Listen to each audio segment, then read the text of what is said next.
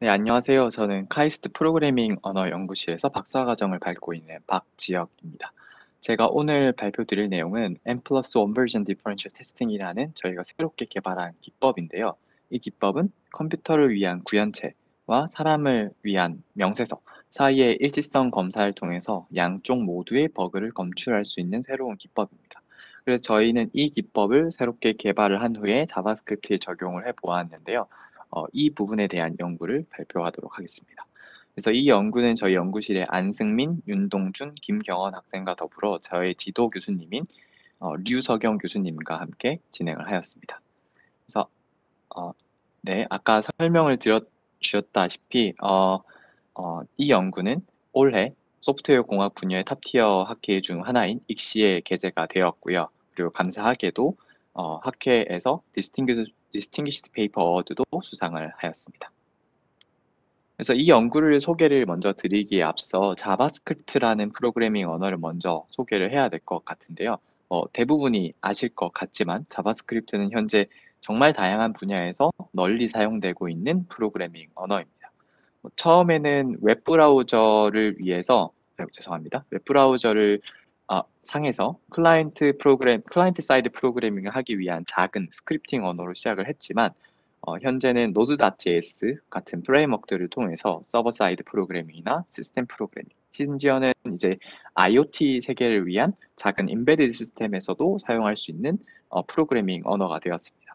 그리고 실제로 GitHub 이제 오픈 소스 저장 공간인 가장 유명한 오픈 소스 저장소인 GitHub의 공식 레포트 인 옥토버스에 따르면 2014년부터 작년까지 꾸준히 자바스크립트가 GitHub에서 가장 많이 사용되는 프로그래밍 언어인 것을 확인해 볼 수 있고요. 심지어 자바스크립트에 타입을 붙인 언어인 타입스크립트도 작년 기준 4등까지 올라온 것을 이제 확인해 볼 수 있습니다. 그래서 정말 많은 자바스크립트 프로그램이 GitHub에 올라와 있고 이 외에도 정말 다양한 자바스크립트 프로그램이 세상에 존재한다는 것을 알 수 있습니다.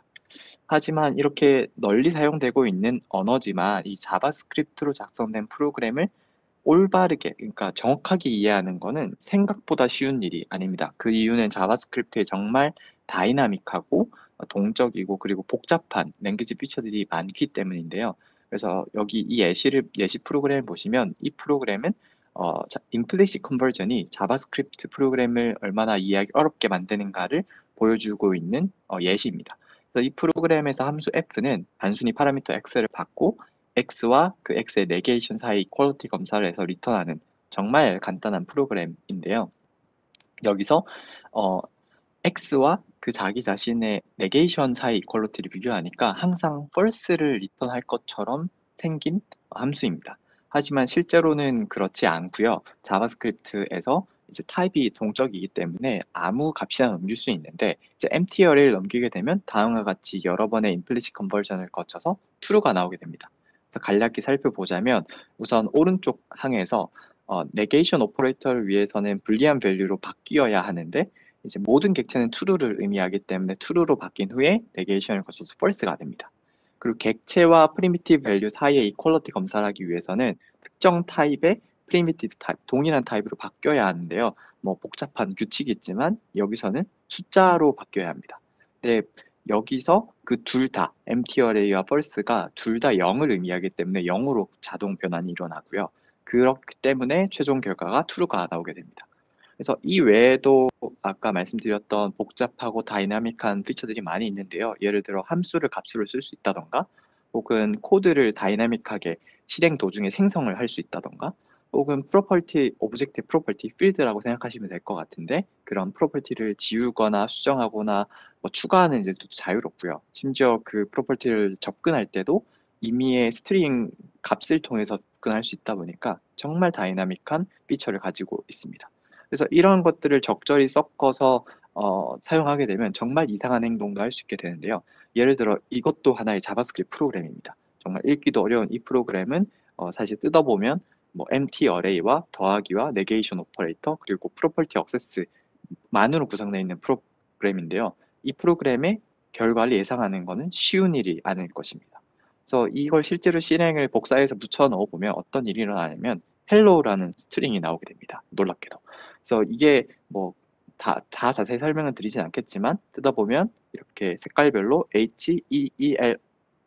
HELLO라는 캐릭터들이 이렇게 각각 구문마다 생성이 되고 더하기를 통해서 더해서 생성이 되는 것인데요.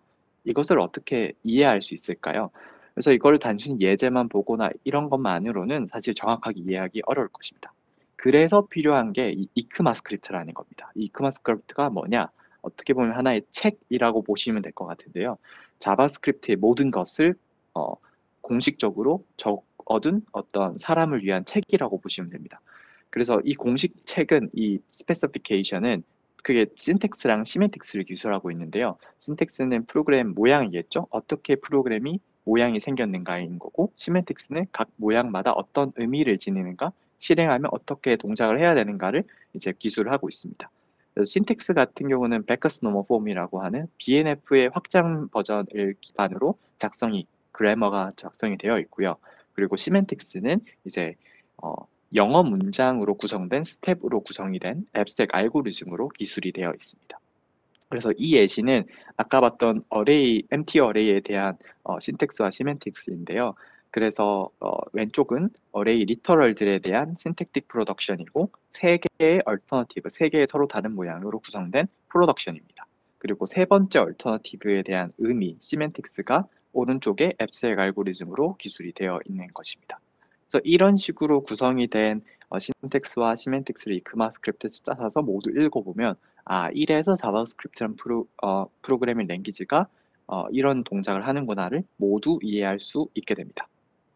그래서 이게 자바스크립트의 모든 것이라고 볼 수 있을 텐데요. 네, 문제가 하나 있습니다. 당연히 이 자바스크립트를 사람이 알아볼 수 있도록 작성해둔 이 명세서, 스페시피케이션이 이크마스크립트가 있고, 그리고 이제 실제 구동을 해볼 수 있는 엔진들이 있겠죠. 예를 들어 웹브라우저에 올려져 있는 엔진들이라던가 대표적으로 뭐 크롬에 들어가 있는 V8 엔진 같은 것들이 있고요.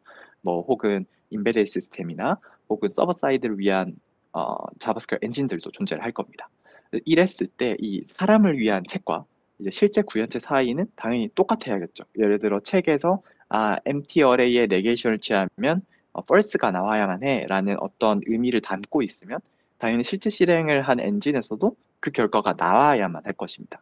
그래서 그 둘 사이가 일치해야 되고 만약에 일치하지 않는다면 어떤 버그가 유발될 것이고 실제 나는 올바른 프로그램을 작성했는데도 다른 행동을 하게 될 위험이 있겠죠. 그래서 이 둘 간의 일치성은 되게 중요한 문제고 구글이나 오라클 같은 큰 대기업에서 정말 중요하게 여기는 문제입니다. 근데 지금까지는 이 둘 사이를 어떤 연결할 수 있는 어떠한 오토매틱한 자동적인 방법이 없었기 때문에 수많은 개발자들이 엔진 개발자들이 책을 읽고 이해한 다음에 틀리진 않았는가 수동으로 검사를 해왔습니다.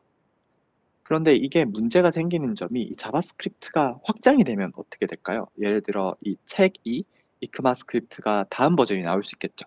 새로운 피처가 들어갔고 뭐 이런 것들이 들어오면서 확장이 되면 당연히 이 엔진들도 모두 업데이트를 해야 될 것입니다. 그럼 이제 확장이 될 때마다 이제 엔진 개발자들은 이 책을 또다시 이해한 다음에 이런 게 업데이트가 되었구나. 그러면 그것을 올바르게 표현할 수 있도록 우리 엔진도 업데이트하자. 라는 걸로 이어지겠죠. 그래서 이 과정을 계속 반복해야 됩니다.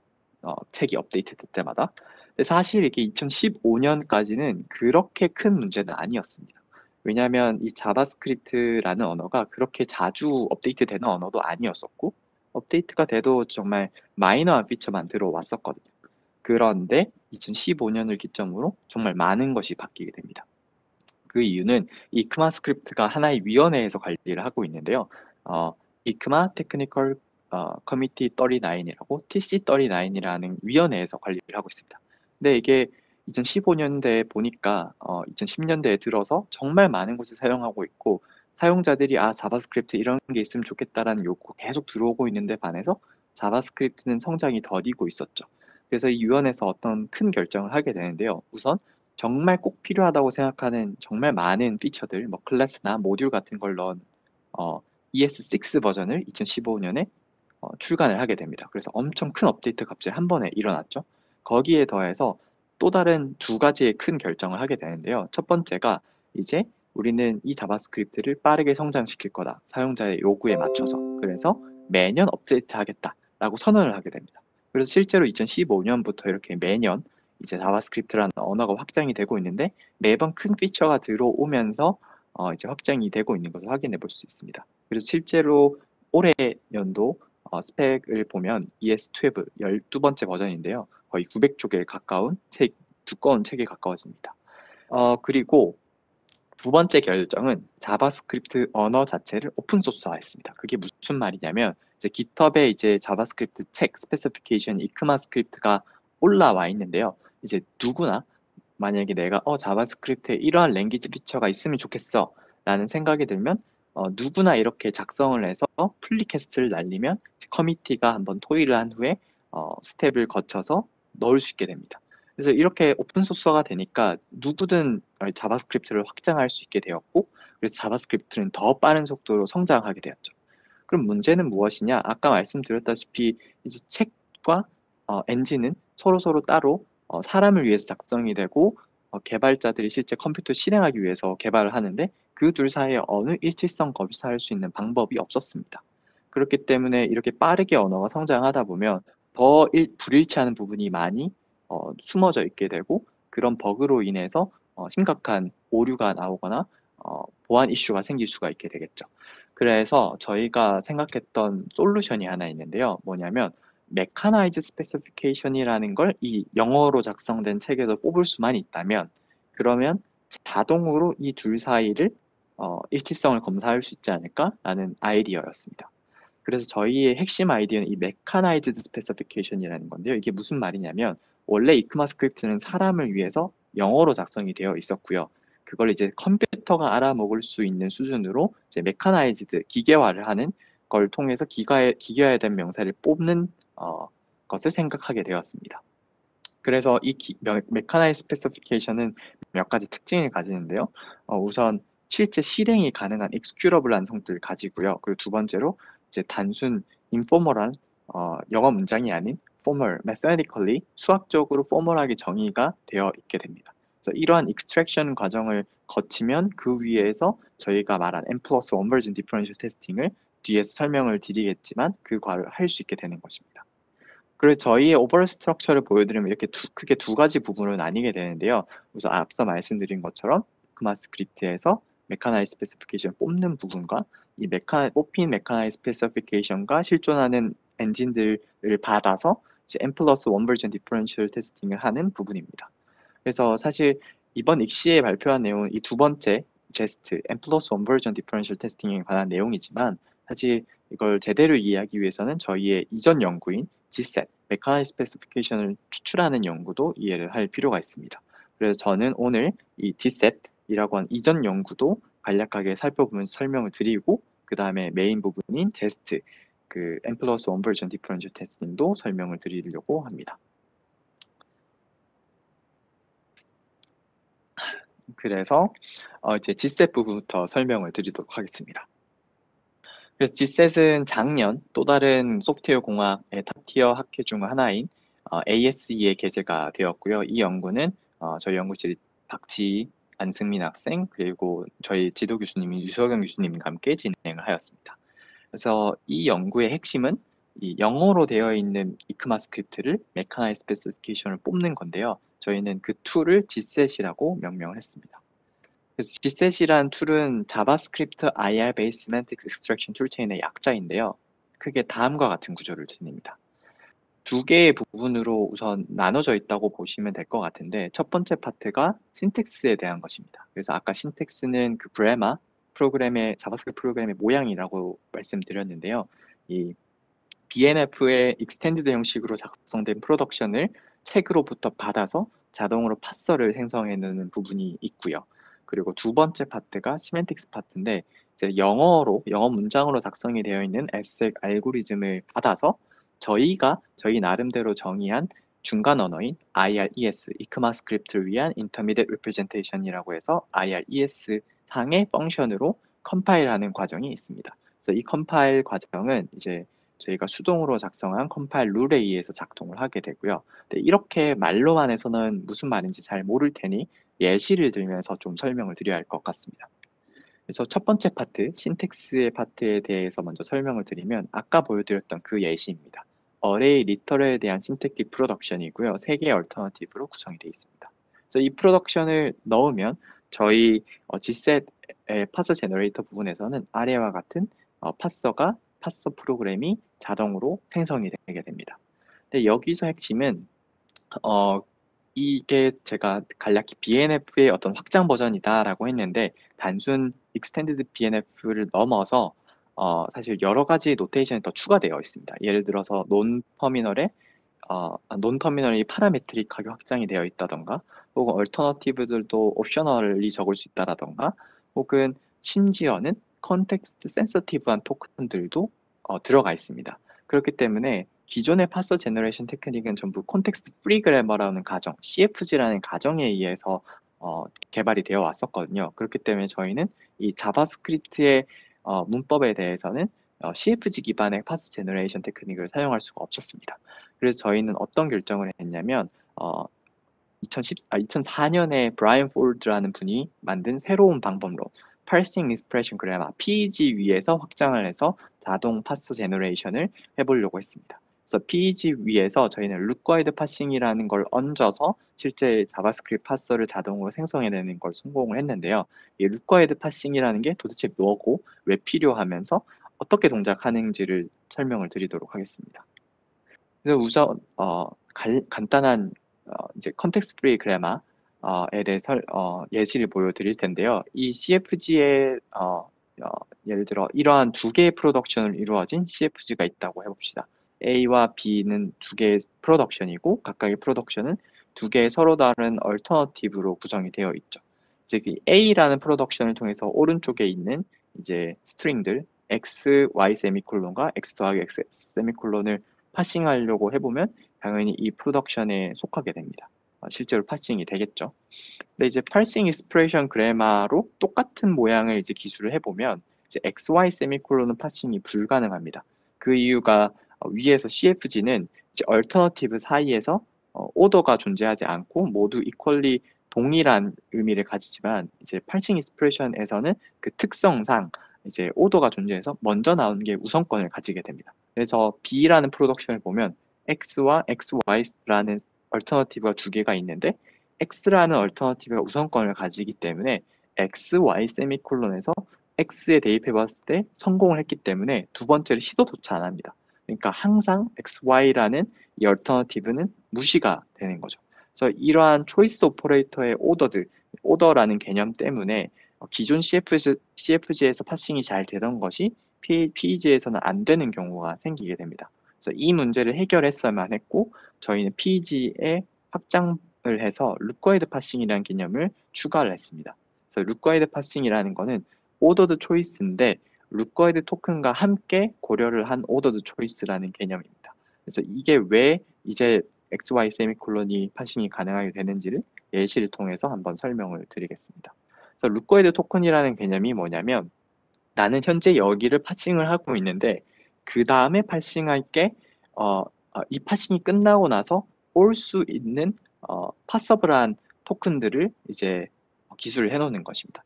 그래서 뭐 A란 논터미널을 하는데 이게 파싱이 끝나고 난 후에는 그 뒤에 이러한 토큰들 중 하나가 있어야만 한다. 어떤 제약 사항인 거죠. 그래서 이러한 루커이드 토큰을 어떻게 사용했고 어떻게 파싱 과정에서 사용이 되는가를 이 예시를 통해서 설명을 드리겠습니다. 그래서 아까 단순 PEG에서는 페일했던 XY 세미콜론을 가지고 설명을 드리겠습니다. 그래서 A란 프로덕션으로 이 스트링을 한번 파싱을 해보죠. 그럼 우선 A는 스페셜 루커이드 토큰인 동그라미처럼 생긴 end of input을 의미하는 토큰을 가지고 일단 시작을 합니다. 그러면 A에서 첫 번째 얼터너티브를 먼저 방문을 하겠죠. 그럼 B 세미콜론 먼저 방문을 하게 될 것입니다. 이때 B라는 논터미널과 세미콜론이라는 터미널이 있는데 B라는 논터미널의 루커헤드는 이제 세미콜론입니다. 그 이유는 그 다음에 오는 터미널이 세미콜론이기 때문입니다.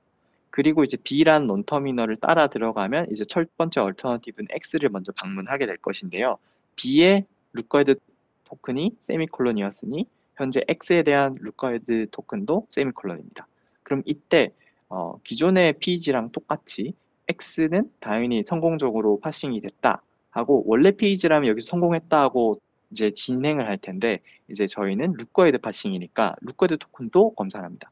아, 나 X는 성공을 했는데 그 다음에 리스트릭션이 있어. 그 다음에 무조건 세미콜론이 올 때만 패스라고 여길 거야. 근데 다음은 Y죠. 그러면 세미콜론이랑 매치가 안 되고 이 얼터너티브는 선택이 안 되는 겁니다. 그럼 이제 돌아가서 이제 두 번째 얼터너티브로 가게 되겠죠.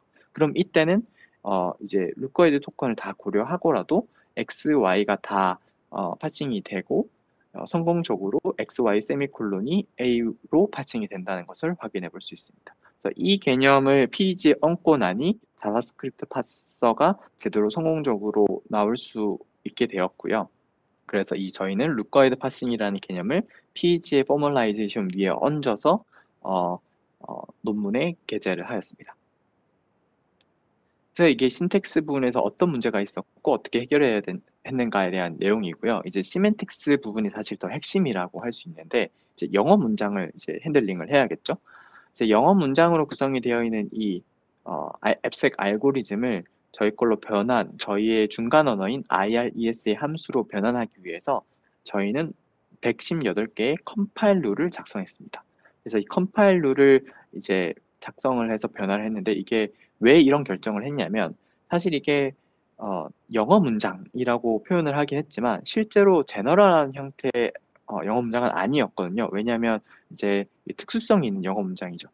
자바스크립트 시멘틱스를 기술한다는 특수성도 있고 다수의 사람이 동의한 형태의 라이팅 스타일로 수렴을 하다 보니까 어떤 패턴을 가지게 되었습니다. 그러니까 이제 영어 문장이지만 어떤 패턴을 라이팅 스타일을 가진 영어 문장인 거죠. 그래서 그 패턴을 최대한 살릴 수 있고 그대로 표현하는 중간 언어를 정의를 먼저 내렸고 이 영어 문장 각각을 이제 저희의 중간 언어로 그 라이팅 스타일을 살린 컴파일러를 118개를 수동으로 작성을 해서 여기 컴파일하는 걸 성공하게 됩니다.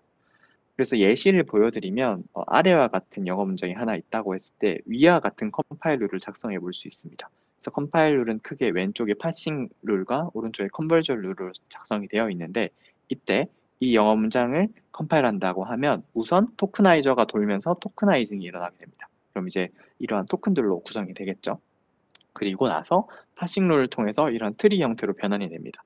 그래서 파싱 룰을 기반으로 트리로 변환되고 난 후에는 각각 트리에 맞춰서 해당되는 컨버전 룰이 동작을 하면서 저희의 IRES 형태로 변환을 이루어지게 됩니다. 그럼 이제 이 IRES를 뷰리파이 하면 그 맨 상단에 있는 저런 IRES 인스트럭션이 되겠죠. 그래서 이러한 컴파일 룰을 작성을 해서 자동으로 영어 문장을 저희의 IRES 함수나 인스트럭션으로 컴파일을 진행을 했는데요. 당연히 저희가 수동으로 작성한 게 모든 영어 문장을 커버할 수는 없습니다. 최대한 많은 라이팅 스타일을 표현하려고 했지만 모든 영어를 표현할 수는 없었거든요. 그래서 저희가 먼저 실험해 본 게 이제 저희가 작성한 118개 컴파일 룰이 얼마나 많은 영어 문장을 커버할 수 있는가를 한번 실험을 해보았습니다. 이 연구가 진행될 때는 2019년이었고 그 당시에는 가장 최신 버전이 10번째 버전 ES10이었습니다. 그래서 가장 최신 4개의 버전 ES7부터 ES10까지의 책을 가져와서 자동으로 G셋에 그냥 G셋에 넣어봤거든요. 그랬을 때 저희가 정의한 118개만의 컴파일 룰로도 거의 각 버전마다 10,000줄 정도의 영어 문장들이 자동으로 컴파일 되는 것을 볼 수 있었습니다. 그래서 거의 95%의 영어 문장이 자동으로 되는 것을 보여줬고요. 그래서 오직 5%의 문장만이 수동으로 변환을 하면 된다는 것을 확인해 볼 수 있었습니다. 이 말이 무엇이냐면 원래는 100%의 거의 10,000줄 가까이 되는 영어 문장을 이해해 가면서 올바르게 컴파일을 해야 됐었다면 저희는 95%는 자동으로 해주고 5%만 뜯어보고 컴파일을 하면 된다는 것을 의미합니다. 근데 그러면 그 다음으로 나올 만한 질문은 이 자동으로 한 게 정말 올바르게 컴파일을 자동으로 한 게 맞냐? 라는 질문이 있을 수 있겠죠. 그래서 저희는 그 당시 최근 버전인 ES10에서 미싱 파트, 그러니까 수동으로 채워야 하는 파트를 다 채워 넣고 실제 실험도 진행을 해 보았는데요. 그래서 TC39 위원회에서는 이 책도 제공을 해주지만 그 책에 그 자바스크립트라면 통과해야 되는 테스트 프로그램들도 제공을 해줍니다. 그게 테스트 262라고 하는 테스트 숫이고요.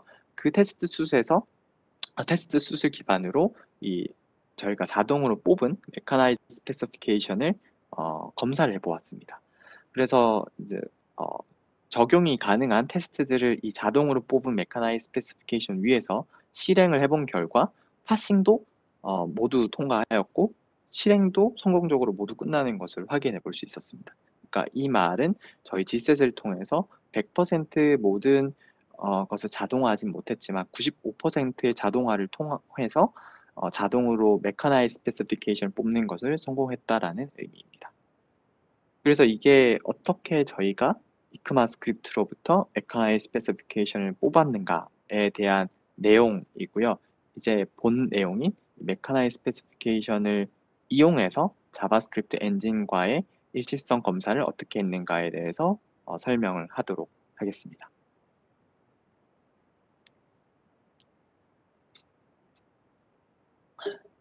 그래서 다시 돌아가자면 제가 처음 제기한 문제가 그 엔진과의 컨포먼스였거든요. 그래서 사람을 위한 책인 이크마 스크립트와 컴퓨터를 위한 구현체, 실제 실행을 위한 구현체들 사이의 일치성을 어떻게 검사할 수 있을까를 저는 메카나이즈 스페시피케이션을 뽑고 어떤 걸 할 수 있겠다라고 했는데 그 기법이 바로 N 플러스 1 버전 디퍼런셜 테스팅입니다.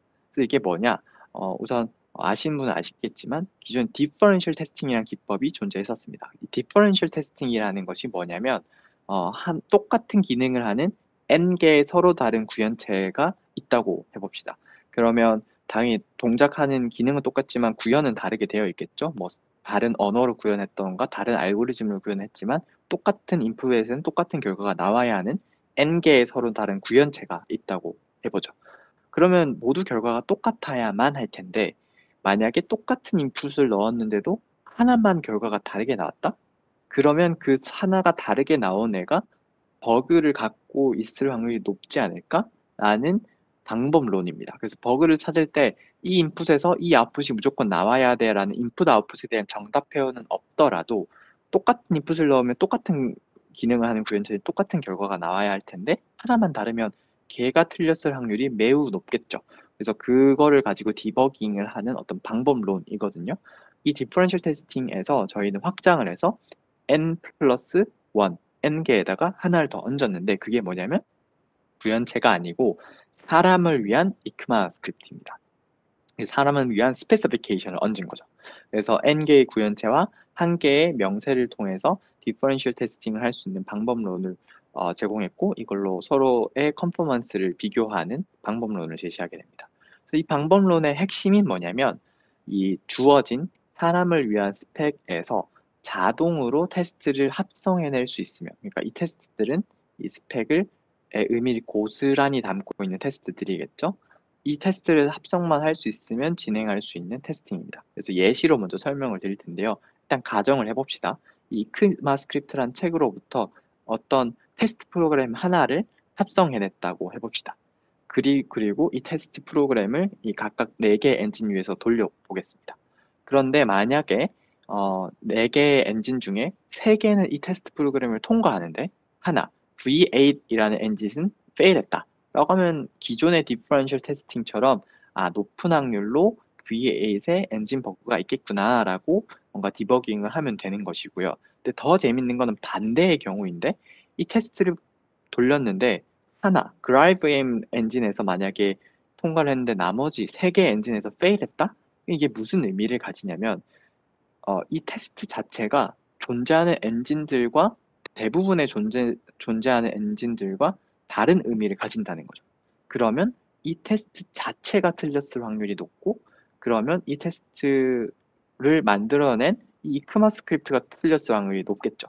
그러면 이 테스트와 관련된 스페시피케이션 버그가 현재 이 책에 존재하겠구나라는 걸 가지고 디버깅 할 수 있을 것입니다.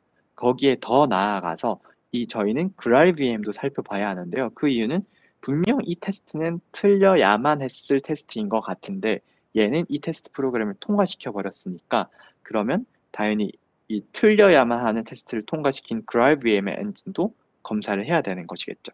그래서 이게 N 플러스 1 버전 디퍼런셜 테스팅입니다. 그러면 당연히 이 부분의 핵심은 어떻게 이 테스트를 합성해낼 수 있을까겠죠. 그래서 저희는 이 테스트를 합성해내는 도구인 제스트라는 걸 개발을 했고요. 그래서 자바스크립트 Engines and Specification Tester의 약자인 제스트고, 이 제스트는 메카나이즈 스페시피케이션, Gset으로 뽑은 메카나이즈 스페시피케이션을 받아서 컨퍼먼스 테스트 프로그램을 자동으로 합성해주는 도구입니다. 그래서 이 메카나이즈 스페시피케이션을 받아서 진행을 할 때 그거에 디펜던트한 3개의 모듈로 제스트는 구성이 되어 있는데요. 첫 번째 시드 신테사이저는 이 메카니즘 스페시피케이션에서 신텍스를 읽습니다. 그리고 최대한 많은 신텍스를 읽는 정말 간단한 프로그램들을 먼저 생성을 해냅니다. 그래서 시드 프로그램, 즉 이니셜 프로그램 풀을 이렇게 생성을 해내고요. 그리고 이 프로그램 풀을 기반으로 계속 반복하면서 프로그램 뮤테이션을 하게 되는데, 이 프로그램 뮤테이터는 어떤 특정한 기준으로 프로그램을 랜덤리 하나 뽑고, 그리고 다양한 방법으로 뮤테이션을 진행을 합니다. 그랬을 때 이 뮤테이션 프로그램이 기존에 커버하지 못했던 시멘틱스를 건드린다. 라고 책 위에서 이 메카나이즈 스페시피케이션 위에서 커버하지 못했던 부분을 건드린다라고 하면 그 프로그램을 다시 풀에 추가하게 되고요. 만약에 시멘틱스를 올리지 못했다라고 하면 그 프로그램 버리고 다시 프로그램 뮤테이션을 진행하고, 이거를 계속 반복하게 됩니다. 그래서 언제까지 하냐면, 이거 계속 반복하면 당연히 프로그램 풀에 프로그램 계속 추가될 거고, 당연히 시멘틱스 커버리지도 계속 올라가겠죠. 근데 어느 순간에 커버리지가 거의 수렴을 하고 확장이 잘 안 되고 프로그램도 추가가 안 되면 어떤 특정한 기준으로 스탑을 합니다.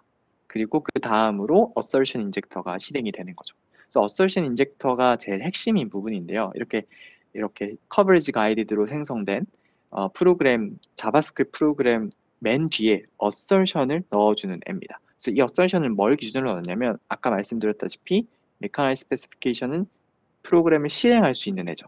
그래서 자바스크립트, 저희가 생성한 자바스크립트 프로그램을 이 메카니즘 스페시피케이션 위에서 실행을 하고, 맨 마지막 스테이트의 모양을 그대로 표현을 하는 어설션들을 이렇게 추가를 하게 됩니다. 그래서 이 어설션들 추가함으로써 테스트 프로그램으로 변환이 일어나게 되고, 이렇게 최종적으로 합성된 테스트 프로그램을 기반으로 M+1 버전 디퍼런셜 테스팅을 진행을 하게 되는 것입니다. 그래서 어떠한 어설션을 넣어주는가가 궁금하실 것 같아서 간단하게 예시와 함께 저희가 제안한 7개의 어설션 인젝터를 보여드리도록 하겠습니다. 그래서 첫 번째와 두 번째가 맨 마지막 스테이트의 상태에 대한 어설션인데요. 이게 중간에 프로그램이 이미 죽는 거기 때문에 마지막에 어설션 스테이트먼트를 넣는 것이 아니고 주석으로 표현을 하였습니다. 그래서 첫 번째 exception의 경우는 이 프로그램을 실행을 하면 자바스크립트 exception이 뜨면서 죽어야 해라는 어설션인 의미로 throw라는 그 커멘트와 함께 이제 어설션이 붙게 되는 거고요. 두 번째의 경우가 뭐냐면 abort라는 케이스가 사실 이크마스크립트에서 사람이다 보니 실수를 할 수 있게 되고, 분명히 기재를 해야 됐을 케이스를 빠뜨리고 어떤 케이스를 기재를 안 하면 그 특정 기재를 안 한 케이스를 건드리는 시멘틱스를 건드리는 프로그램을 작성하면 책상으로는 어떠한 시멘틱스도 가질 수가 없게 되겠죠. 그거를 만나는 순간 abort라는 어설션을 넣게 됩니다. 그럼 이 프로그램은 사실 정의가 되지 않은 unspecified semantics를 가진 어떤 프로그램이 되겠죠. 그래서 그거를 위한 두 가지 커멘트 기반의 어설션이었고요. 그리고 세 번째랑 네 번째는 값에 대한 것인데요. 그래서 세 번째는 각 변수마다 어떤 값이 들어가 있는가에 대한 어설션입니다. 예를 들어 오른쪽에 있는 예시를 보시면 실행이 다 끝나고 난 후에는 x라는 변수에 3이라는 값이 들어 있어야만 하겠죠. 그러한 어설션을 지금 넣어주는 거고요. 네 번째는 객체사의 이퀄러티인데, 지금 객체가 x랑 y에 각각 한 번씩 두 번 생성이 되고, z당 p랑 z당 q에 이렇게 똑 넣게 되는데, 그럼 똑같은 객체를 가리키게 되겠죠. 그렇기 때문에 어설션으로 z당 p랑 x는 똑같은 객체를 가리키고 있다. 그리고 z당 q랑 y는 똑같은 객체를 가리키고 있다라는 어설션이 자동으로 이렇게 붙게 되는 것입니다. 그리고 이제 다섯 번째는, 이제 자바스크립트를 아시는 분이라면 프로퍼티 디스크립터라는 개념을 아실 텐데요. 각각의 필드, 즉 프로퍼티에는 숨어있는 디스크립터들이 있습니다. 이 프로퍼티가 writeable한 프로퍼티인지 enumerable한지 configurable한지 이런 것들이 있는데요.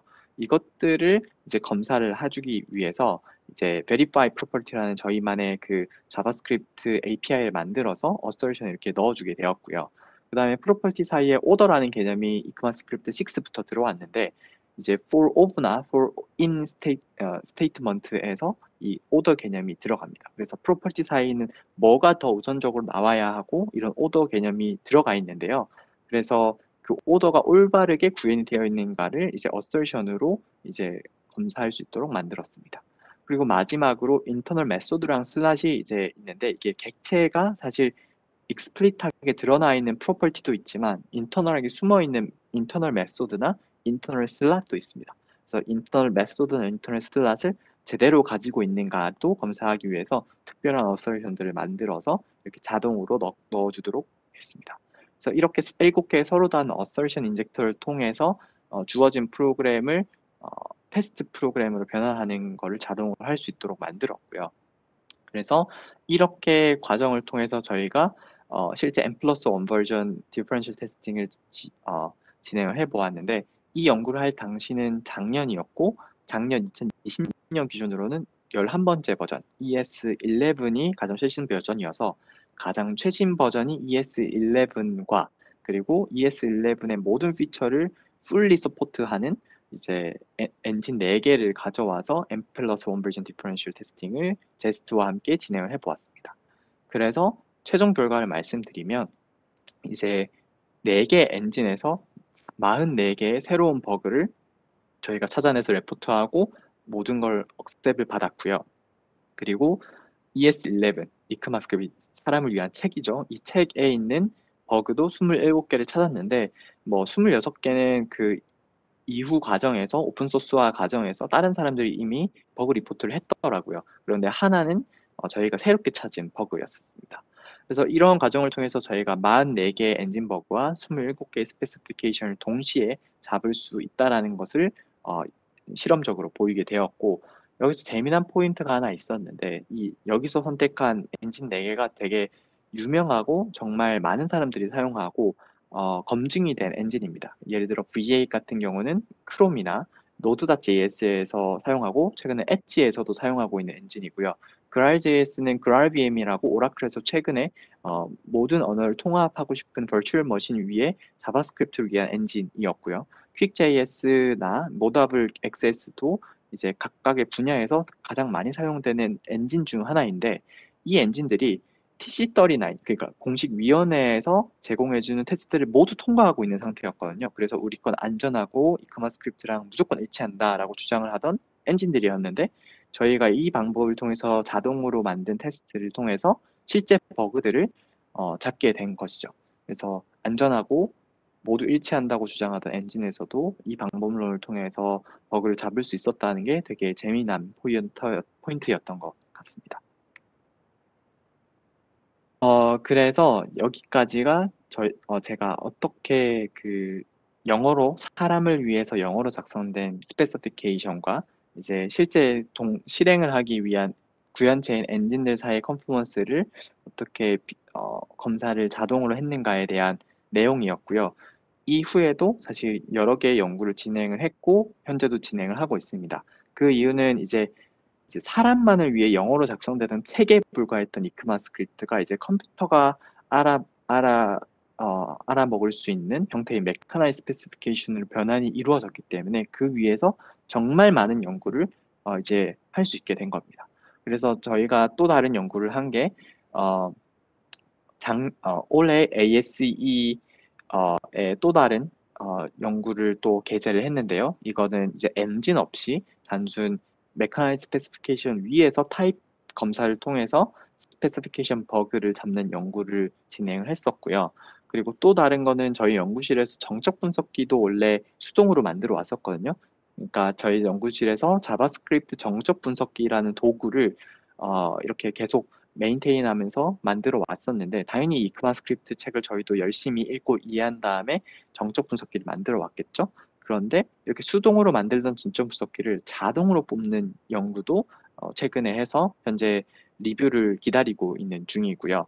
그리고 더 나아가서 이제 계속 이렇게 자바스크립트를 확장을 해 나갈 건데 영어 문장으로 하게 되면 실수를 할 일도 많고 뭔가 가이드를 받기도 힘들겠죠.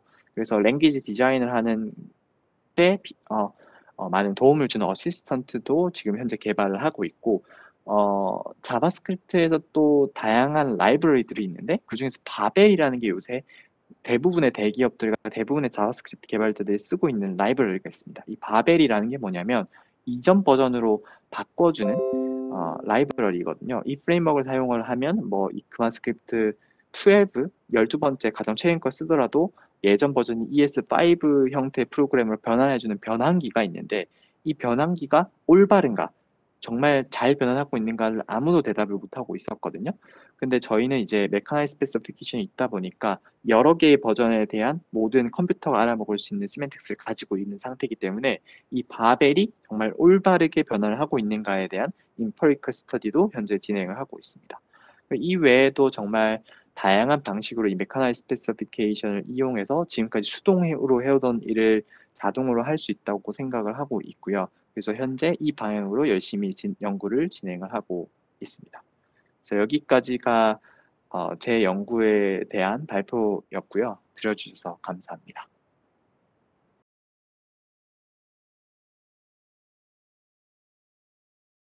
네네네. 그러니까 뭐가 더 올바른가. 사실 이게 소프트웨어 공학 쪽으로 봤을 때 뭐 저는 프로그래밍 언어적으로 접근을 했지만 이게 프로그래밍 언어뿐만 아니고 어떤 그냥 프로그램을 개발한다고 했을 때 이게 올바르게 프로그램을 작성을 했냐에 대한 게 사람마다 모두 이게 올바르다, 오라클이라 표현하는데 이 오라클이 사람마다 다를 수 있잖아요.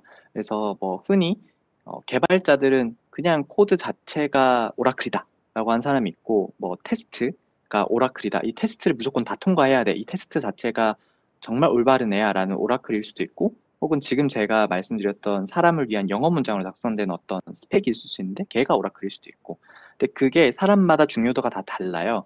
그리고 그게 뭐가 더 많냐? 이거는 사실 왈가왈부가 있을 수 있죠.